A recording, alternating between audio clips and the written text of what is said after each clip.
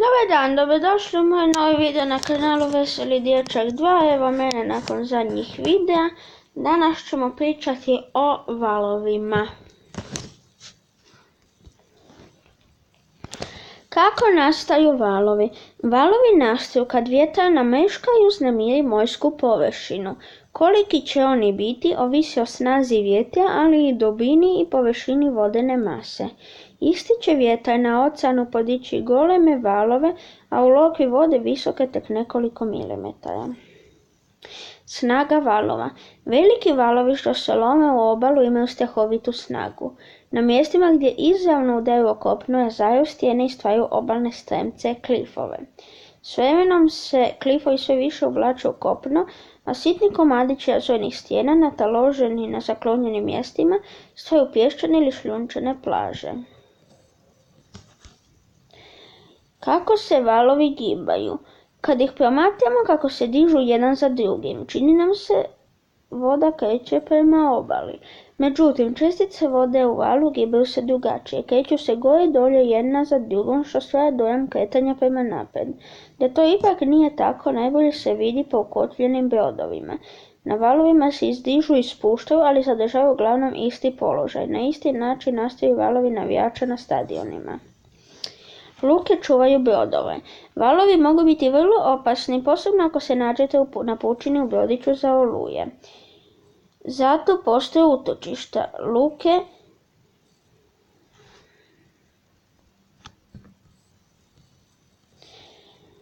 zbog male sitne greškice, tehnički idemo dalje.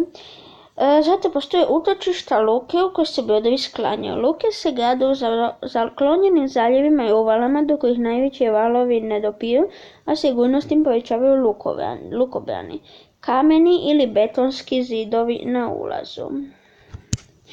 Bijela pjena. Kad vjetar nije prejak, valovi su na otvorenom moru blagi i zaobljeni.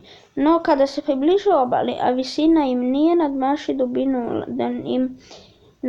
dubinu mora, pjene si dobivaju bijele krijeste. Na pučini je bijela pjena siguran znak da se na tom mjestu nalazi podmorska hrid. Ako plovite brodom, svakako je obiđite. Tsunami. Tsunami je posebna vrsta vala, ne uhroguje ga vjetar već odroni potres ili vulkanske erupcije na morskom dnu. Kada se ono protrese, podignu se goleme količine vode. Na površini se tada stvara ili veliko uleknuće ili vodeni breg. Odmah zatim nastaje tsunami koji ne pokreće samo površinske slojeve, nego cijelu vodenu masu od vrha do dna. Kako se približava kopnu, voda se više nakuplja, a već val raste do divovskih razmjera. Kada se obruši na obali, ruši sve pred sobom. Surfanje. Evo spužva Boba kako surfa. Ljudi znaju o valovima i uživati. Izmislili su originalan način zabave, jahanje na valovima, odnosno surfanje. U tom sportu ljudi mogu uživati jedino oni koji žive na obalama velikih oceana, su samo oceanski valovi za surfanje, pravi valovi. Mi se na našem Jadranu možemo zadovoljiti tek jahanjem na luftiću.